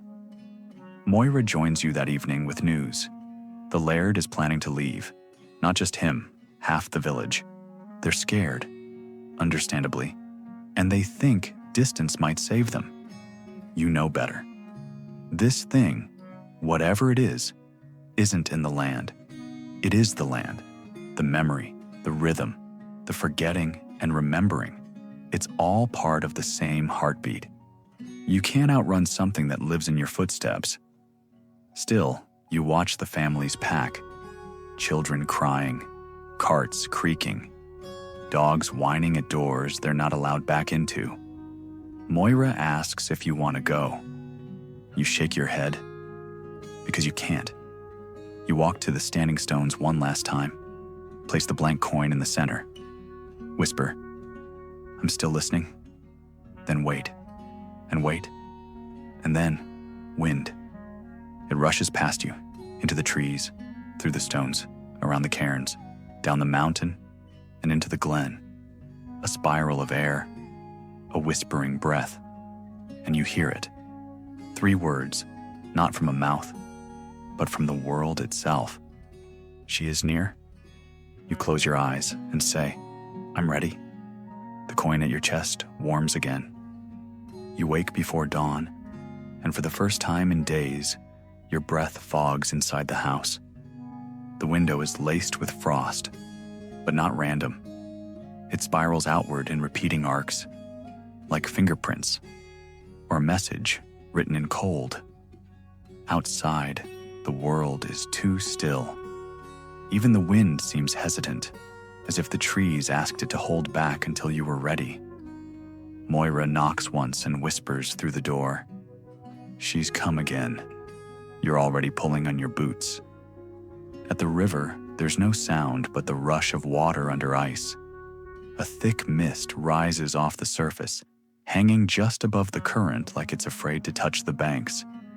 And she's there. Not a vision, not a dream. She stands on the far side, tall, veiled, robed in a fabric that looks more like shifting feathers than cloth. Her face is hidden, but you feel her watching. Not with eyes, with gravity. She raises her bowl, the same one, wide as your chest, deep as your grief. This time, it's full, not of stars, but of shards, fragments of coins, some etched with eyes, some blank, some cracked jaggedly down the middle. A few still glow faintly, like coals refusing to die. You step closer, not out of bravery, but recognition. You know what comes next. You reach into your pouch and pull out the cracked coin. It pulses one last time, then stills. You drop it into the bowl. It sinks. The woman tilts her head, just slightly, like a nod, or a question answered. Then she opens her palm, and something rises from the bowl. Light, vapor, memory. It drifts across the water toward you. You don't flinch. When it touches your skin, you see everything at once. The cairns being built, hundreds of years ago, by hands like yours, but older and more certain. The stones stacked in silence, not to mark the dead, but to remember the living. A woman, kneeling at a river's edge, whispering lullabies to the current, feeding it coins that glow like fireflies, and spirals, always spirals, carved into doors, baked into bread, inked behind the ears of infants before they're named. You fall to your knees, not from pain, from weight, because suddenly you're not just in the glen. You are the glen, and the glen remembers. When your eyes open again, she's gone. Moira is at your side, hands steadying you. She says nothing, but her face tells you she saw something too. Not the woman, but the change. The river runs faster now, as though time itself has been nudged forward. That evening, Dougal calls what's left of the village to the kirk. Less than 30 of you remain, but no one fidgets. No one looks at the door. You're all listening. Dougal lights a single candle, then another, then another. He places them in a spiral on the floor. I was taught to fear prophecy, he says, to treat it like a test, one where the questions are traps and the answers come too late. He kneels, but maybe prophecy isn't a test. He lights the last candle. Maybe it's just a memory trying to be heard. Silence. Then Moira steps forward. She holds up the map the travelers left, the one etched into leather and inked in red ochre. You've stared at it before, but now you see it. It isn't a map of where to go. It's a map of what's inside. The spirals aren't destinations, they're doorways, and each coin was a key. She unrolls a second piece of parchment, a rubbing she took from the base of one of the cairns. It's an eye, not open, not shut, mid-blink, and beneath it the phrase, "We are what returns," a phrase that shouldn't make sense. But everyone in the room understands it. An old man speaks. The stories our grandparents told, of the river woman, of the singing sheep, of the bells that rang themselves. Another adds, we called them tales, but maybe they were echoes. You look around and realize no one wants to run anymore, not because they're brave, but because they've remembered. That night, the bells ring again, not from wind, not from hands, from something older, not louder, just older. One chime from each house, at the exact same moment, even the homes long abandoned. You step outside, above, the stars have shifted. Again, this time they spiral inward. And then, for one heartbeat, they all blink out. Darkness. You wait. And then, light, not from the sky, from the ground. The cairns are glowing, each one a slow ember, pulsing like breath. You follow the trail uphill. You're not alone. Dougal, Moira, Fiona, others. You arrive at the ridge just as the final cairn flickers into brilliance. And there, in the center, sits a new bowl, stone, empty, but not lifeless. You kneel, and without speaking, place your hand inside it. Warmth floods your veins. You hear a voice, not hers, yours. You are the spiral now, not a destination, a rhythm, a remembering. Back in the village, the sheep begin to sing again. Software droning, harmonious, the melody older than fire. Moira leans close. We've become what they couldn't burn. You don't answer, because there's nothing to say, only to carry. The fire has changed. You notice it first when you wake, the way the flames move, not in flickers, but in spirals, a slow curling dance that winds inward, not up. It's not brighter, just focused, as if aware that you're watching. And when you look away, it steadies like it knows it's been seen. You don't tell Moira. You don't tell Dougal. Instead, you keep your eyes on it, wondering if maybe this is how the glen has always burned, and you just forgot how to notice. Outside, the wind returns, not harsh, but purposeful. It whistles a new song through the trees, not the lullaby you heard before, not the melody Fiona hummed. This one is sharper, urgent, like a warning or a drumbeat before a storm. That morning, Moira meets you by the standing stones, carrying the black leather satchel left behind by the travelers. Inside, she's found more than maps. There are drawings, hundreds of them, each page layered with detail, spirals, coins, cairns, people, faces. One page shows you unmistakably, standing by the river with a cracked coin in your palm and the woman behind you, her bowl held high. Moira flips to another page. It shows the cairns fully restored and around them, 12 people seated in a circle. 11 you do not recognize. One of them is Fiona. She's one of them, Moira whispers. You nod. So are we. You turn the page again. This one is blank. But when you blink, a faint outline appears, like dust remembering where it once settled. A spiral, open at the center, as if inviting something to step through. Suddenly, you realize this satchel isn't a record of the past. It's a manual for the present, and maybe a prayer for the future. That night, Dougal calls a circle at the cairns. No speeches, no blessings, just candles, 12 of them, lit and placed evenly between the stones. One for each person drawn in the journal. Everyone arrives except Fiona. The moment her name is spoken, you hear it. The hum, not in your ears, in the stones. The cairns vibrate. You press your palm to one.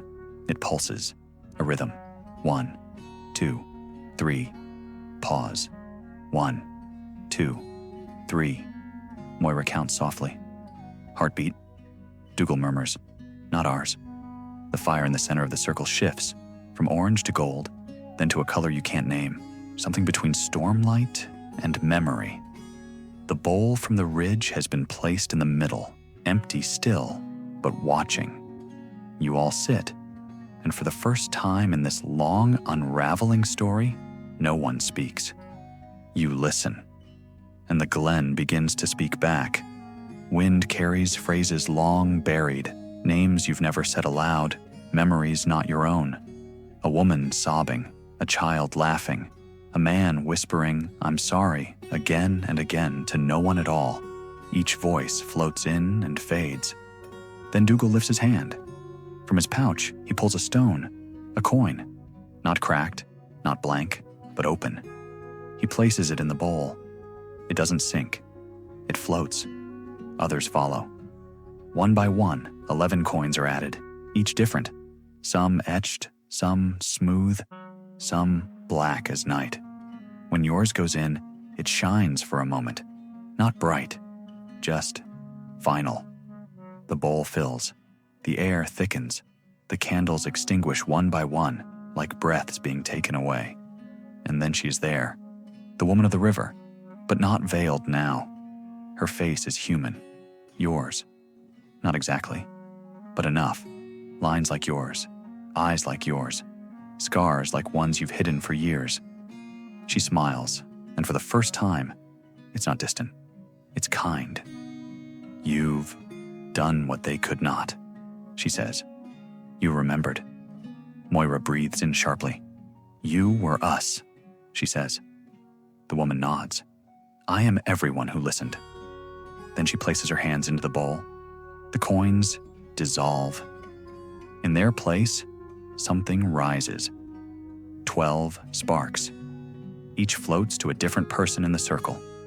When the spark touches your chest, you feel warmth, then cold, then nothing, and then everything. You remember your mother's voice. You remember the storm that took Seoris. You remember your first kiss, and the last lie you told, and the night the stars blinked out, and the first time you bled. You remember the glen remembering you. The woman steps back. She begins to fade, but before she's gone, she whispers, the spiral never ends. It only tightens. And then the cairns go dark. The night returns. Moira exhales. It's done, she says. You shake your head. Number. It's beginning. The next day, the glen is different. Not in shape, not in color, in texture. It feels awake. You notice the grass grows a little faster. The river no longer murmurs. It sings. The sky holds stars you've never seen before, and they spiral inward when you blink. The bell on your door rings again. Once, twice. You open it to find Fiona. She's holding a coin. Not cracked, not etched, just hers. And in her other hand, a sprig of heather. "From the ridge," she says. "It bloomed overnight." You look past her. The hillside is purple.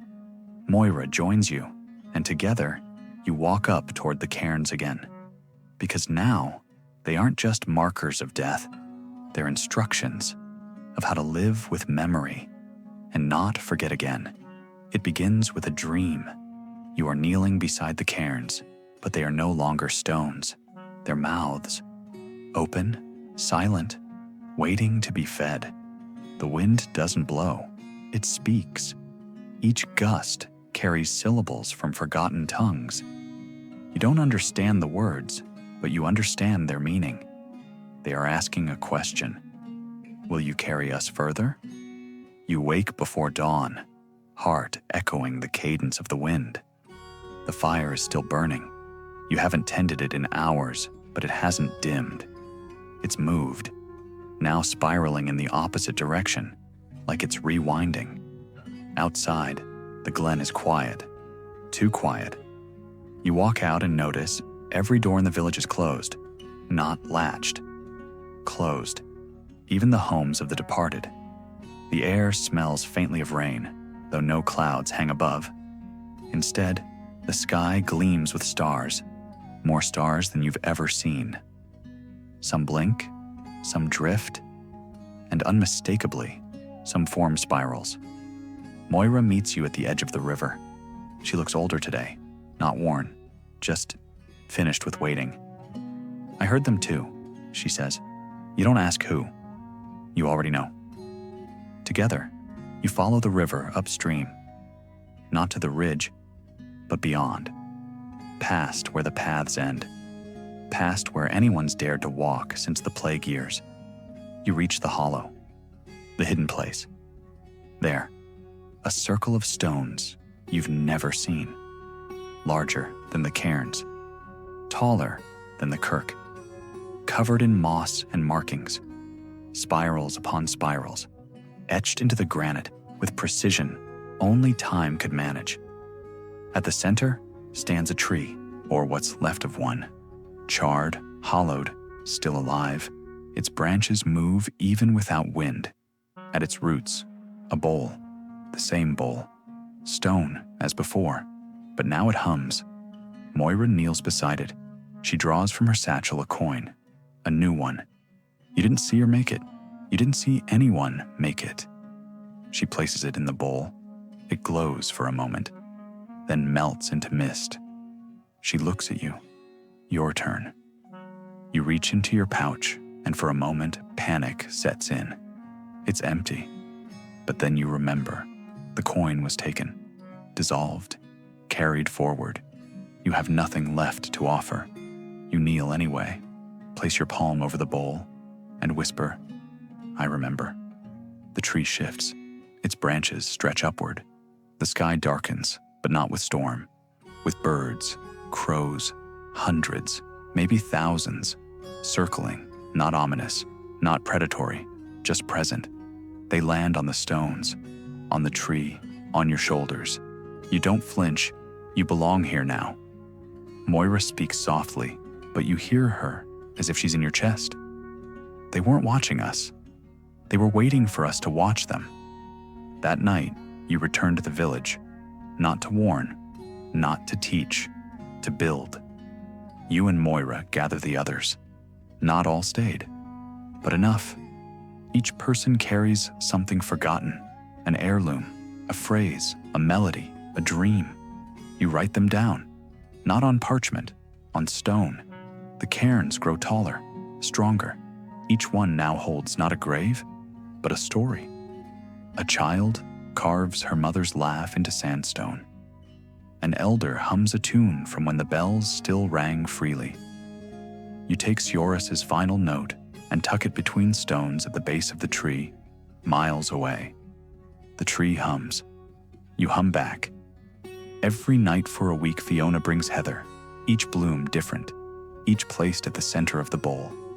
One night, the blooms catch fire, but don't burn. They glow. And you realize this is not the end of forgetting. It's the beginning of practicing memory. You ask Dougal what happens next. He smiles, lines around his eyes soft with peace. We keep lighting the spiral, he says. Every generation, every silence, every time someone forgets, we remind. Moira adds, and when they stop listening? You all look to the cairns. They shimmer in the moonlight. And the bowl? Empty again, ready. You understand now. This story never belonged to one person or one people. It was always meant to return, over and over, to knock on doors, to ring bells, to hum lullabies in rivers and carve spirals into windows just cold enough to hold breath. You walk the glen one last time before sleep. The fire at your hearth dances lazily, warm and familiar. The stars above spiral inward, and the wind, no longer urgent, whispers not warnings, but names, yours among them. Morning comes not with sunlight, but with music, low and layered like dozens of flutes playing just beneath the edge of your hearing. You sit up in bed, eyes still foggy with sleep, and for a moment, you wonder if it's another dream. But then you notice, every cup in the house is vibrating, not rattling, not shaking, just singing. You step outside and find the entire glen wrapped in sound. It's not music in the traditional sense. There are no instruments, no rhythm, just tone, harmonics that seem to rise from the soil itself. Some villagers stand barefoot, toes pressed into earth as if trying to hear more clearly. Others are crying, softly, like the sound has reminded them of something they forgot they missed. And above it all, the tree, the one you found in the hollow. It has bloomed, not in leaves, in light. Pale ribbons unfurl from its limbs, drifting lazily in the air. When they brush against a shoulder or a hand, they leave behind warmth and, strangely, a word. Not spoken, not seen, known. Yours is tether, Moira's is weave, Dougal's is echo. You don't share the words aloud, but somehow you all know each other's. By noon, the humming fades, but the silence left behind is not empty. It is fertile. You gather at the kirk, not because anyone called a meeting. You're just drawn there, one by one. There, in the center aisle, lies a new map, spirals, wider now, as if stretched across the whole of Scotland. Cairns you've never seen marked with tiny gold dots. A trail, not forward or backward, inward.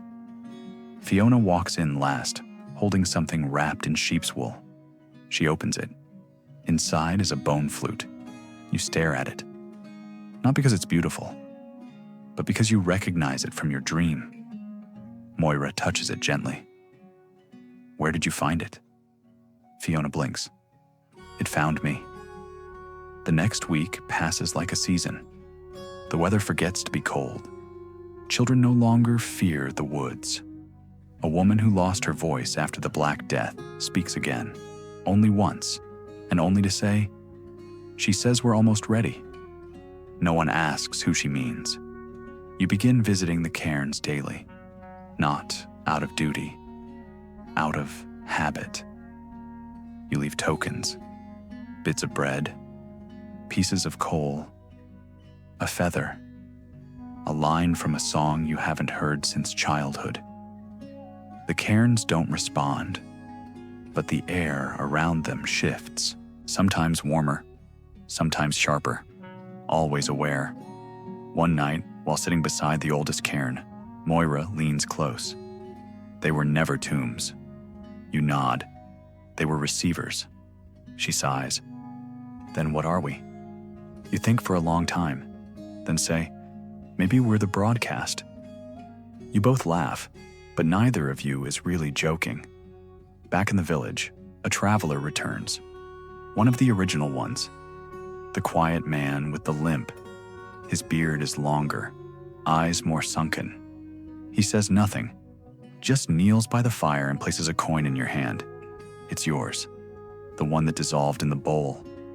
It's whole again, but different, etched now with the image of a spiral unwinding. Beneath it, a word. Begin. You glance up, but he's already gone. Moira turns the coin over in her hand. That's not a message. You nod. It's an instruction. That night, you gather everyone in the kirk again. You place the coin in the center of the spiral on the floor. This time, the spiral doesn't just glow. It moves. Outward. Around the room. Up the walls. Across the ceiling. The walls tremble. Dust falls. But no one runs.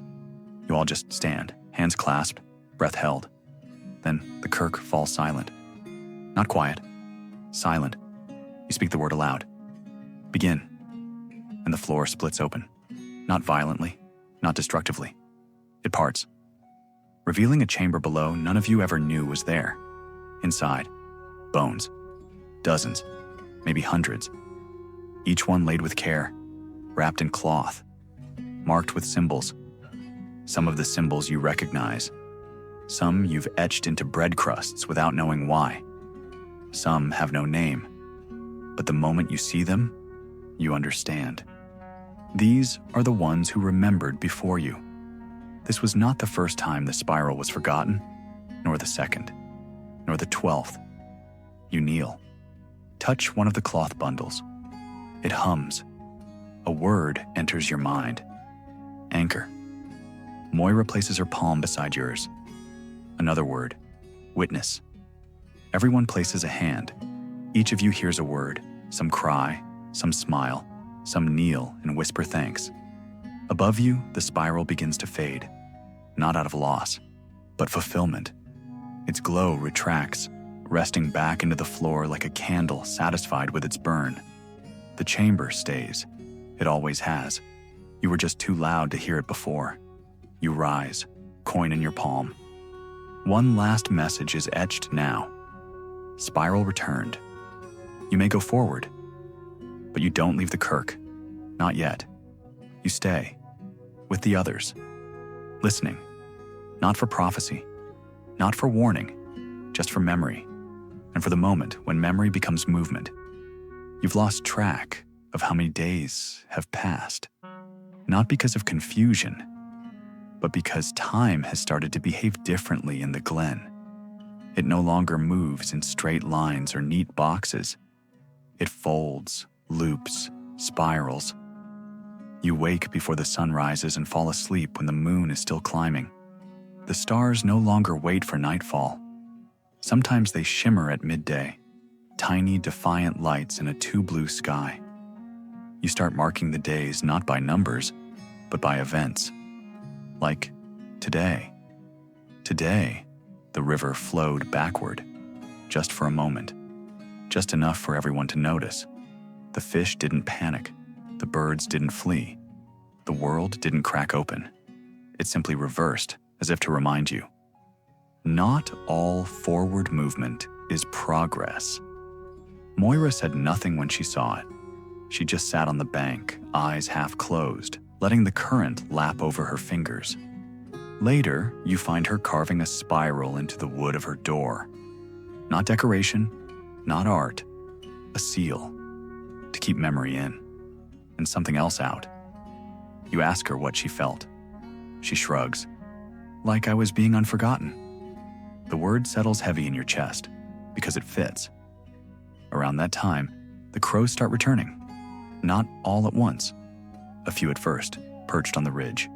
Then dozens, lining rooftops like black punctuation marks. But they don't caw. They watch. And they follow. Wherever you walk, they gather. Perched, silent. You test it. You walk a slow spiral in the village square. By the second loop, they begin to mirror you, moving clockwise around chimneys, branches, and walls. You stop. They stop. You reverse direction. They reverse. No chaos, no confusion, just reflection. Dougal sees it too. He calls it the mirrored flock. You wonder if this is what the monks once meant by divine witness. But Moira disagrees. Not divine, she says, just listening well enough. Then, something changes again. Fiona brings you a stone, not a coin. A stone, small, smooth, hollowed by water. Inside it, a tiny sprig of heather, pressed so delicately it's still green. She says she found it on her windowsill. Says it wasn't there the night before. You cut it open carefully. Inside, carved in letters barely larger than grain. The circle is ready. You and Moira stare at it for a long time. What circle? She asks. You don't answer, because you already know. That night, under a moon the color of old parchment, you walk to the hollow. You expect the tree to greet you. It doesn't. It's gone. In its place, a ring of standing stones. 12, tall, pale, newly uncovered. One for each person who placed a coin in the bowl. One for each name whispered by the glen. You see your name etched in the base of the southernmost one. And beneath your name, a word, right. The others join slowly. No one speaks, because no one has to. The air hums. You each take a place in front of your stone. Moira's reads, thread. Dougal's, keeper. Fiona's, seed. You all stand silently until the crows arrive. They do not perch.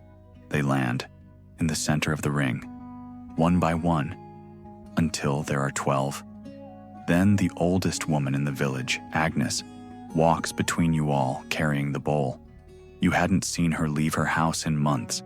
She holds it out to you, empty, but full of waiting. You don't place anything inside. You breathe, and the bowl accepts it. Then Moira breathes, then Dougal, then Fiona. Each breath lingers like mist, swirls inside, builds. The bowl glows faintly, not with fire, with memory. You don't speak the ritual. You remember it. Together you lift your palms. The crows lift their wings. The stones shimmer. And suddenly, you're not just standing in a ring. You're inside a story being told by the land itself. A spiral within a spiral. A loop nested in soil. A remembering so strong it anchors time. And in that moment, everything stops. Even your breath. Even your fear. Even yourself. There is no you. There is only we. The glen inhales, and finally exhales. The crows depart, the glow fades, the stone's dimension. But the bowl still waits. Agnes hands it to you.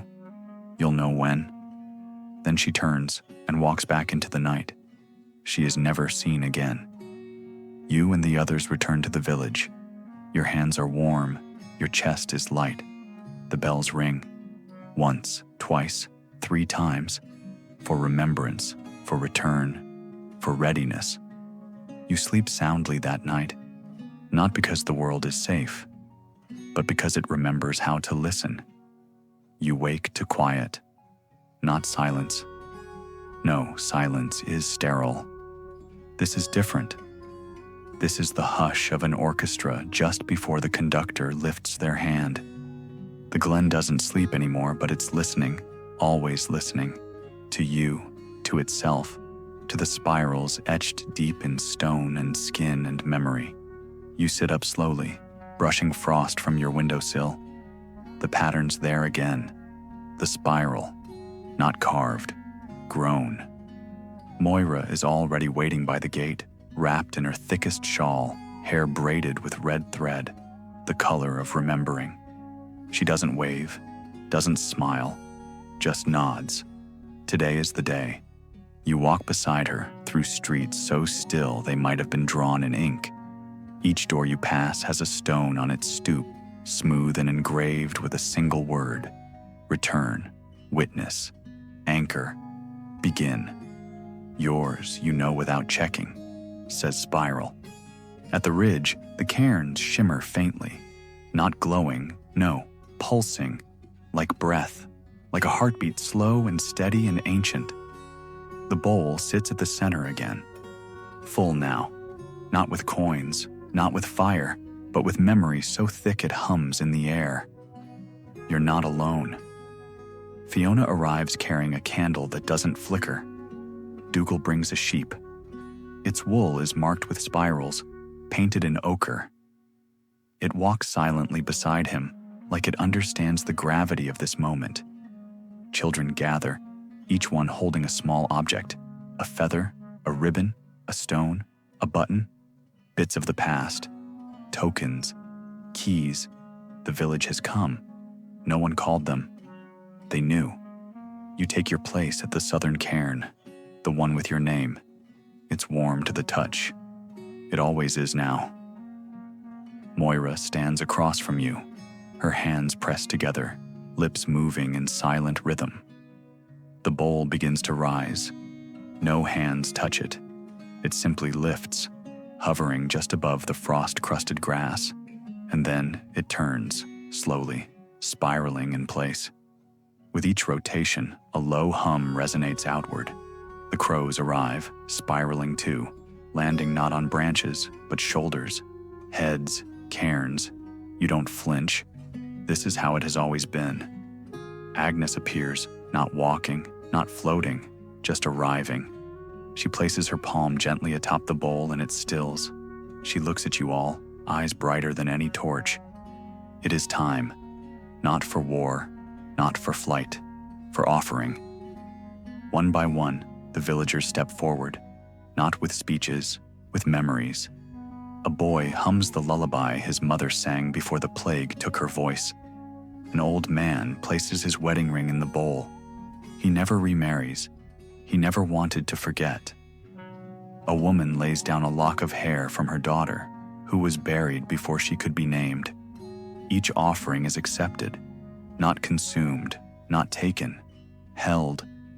When it's your turn, you don't bring a thing. You bring a story.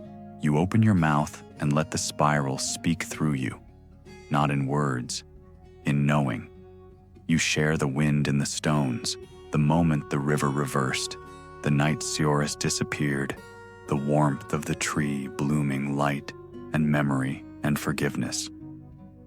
You tell of the bowl's weight in your hands, of the glen's voice humming in your blood, of the dreams that weren't dreams. You tell it all, and when you finish, the bowl flashes once, then sinks slowly into the earth. The ground seals without a sound. You all know what it means. It will not return. Not in this way. Not in this form. The spiral has turned. You all stand in silence, not mourning, not celebration, knowing. And then the wind picks up. But it's not cold. It wraps around your arms like a shawl, brushes your cheeks like the hand of someone long missed. It carries music. Music you've never heard, but always known. The crows take flight in unison, forming a spiral above the cairns, their wings whispering secrets only the soil can decipher. Fiona's candle extinguishes, not by wind, but by will. Dougal's sheep lies down, eyes closed, breathing steady. Agnes fades, not dies, fades, like mist returning to sky. You walk back slowly. No one speaks. You don't need to. The village breathes as one. Some people begin rebuilding old cottages. Some head into the forest to gather herbs. A child begins to sketch spirals in the dirt. That night, the stars spiral inward again. But they don't blink out. They stay. You lie in bed, awake but resting, listening to the bells that don't ring anymore but still echo in your bones, to the tree that isn't there but still shades your dreams, to the bowl that vanished but still weighs warm in your chest. You think of the generations that came before, the ones that forgot, the ones that remembered, the ones who tried, the ones who failed. And you know, without doubt, it was never about succeeding. It was about carrying the spiral, even when it cut into your palm, even when it was too heavy to hold, even when the world told you it wasn't real. You carried it, and now it carries you. You drift toward sleep. You do not resist. You do not fear. The spiral does not promise peace, it promises return. And tonight, you have returned to the glen, to yourself, to the story that remembered you. The glen has gone quiet now, but it's not the kind of quiet that comes from emptiness. It's the kind of quiet that lingers after something sacred has happened, after a song has ended, and the last note is still hovering in the air, long after the breath that made it is gone. You lie still beneath the sky. The earth beneath you feels soft, warmer than you remember, and the weight of the blanket wrapped around your shoulders is no heavier than a whisper. It's the kind of stillness that doesn't ask anything of you, that doesn't need answers, that just wants you here. No more spirals to follow tonight, no coins to cast, no cairns to tend. The bowl has gone back to sleep, and you too can finally rest. The wind stirs gently through the grass, curling around your ankles like a cat that knows it's welcome. It doesn't bite, it doesn't howl, it listens, like the glen itself is humming you to sleep. You glance toward the cairns. They don't glow anymore, but somehow they shine, not with light, with presence, with the weight of every hand that ever placed a stone, every memory ever whispered into the hollow earth, every sorrow that was once too heavy to carry alone, now resting here, shared, safe. You close your eyes. You don't need to see to know what surrounds you. Fiona is nearby, curled like a question mark, a lock of hair falling over one eye, her lips mouthing the final lines of a lullaby. No one taught her, but she's always known. Moira is sitting upright, legs crossed, back against the cairn with her name, her face calm, her breath steady. She'll fall asleep in a while. She always does, but only after she's sure the night is safe. Dougal murmurs something in his sleep, a prayer, maybe, or a poem, or just the name of someone he never really let go of. You hear it all, you feel it all. And the spiral? It turns gently now, not out there, in the sky, or carved in stone, but inside you. It's not bright. It doesn't hum. It doesn't demand. It reminds. This is what remembering feels like. Warm, heavy, but not unbearable. Quiet, but not alone. A weight in your chest that says, you matter. Because you are part of something older than fear and deeper than time. You breathe in again, and the air is soft and sweet, like something blooming just out of sight. You breathe out, and the wind shifts with you, as if the whole glen is exhaling too. The fire has gone out, but the warmth remains, not just on your skin, in your bones, in the soft part of your heart where old griefs live alongside new hope. You think maybe about how far you've come. From that first night the bells rang, from the dreams that weren't dreams, from the cracked coin in your palm and the bowl waiting for you in the mist, from fear, from silence, from being forgotten. And now, you remember, and you are remembered. That may be the most beautiful part of all. You don't need to hold on to anything anymore. The cairns will hold it for you. The bowl will carry it, wherever bowls go. The wind will carry your name gently until someone else hears it. And the spiral? The spiral knows. It turns, still, slow, patient, eternal, like a promise whispered through a door that never fully closed. The stars begin to dim now, not vanish, just fade, like lanterns being lowered behind soft curtains. The crows have roosted. The sheep are curled tight. Even the trees, once watchful, have gone still. You roll onto your side and press your hand to the ground. It's warm and steady, and it hums, not with sound, but with presence, with story, with the knowing that you were here, that you listened, that you carried.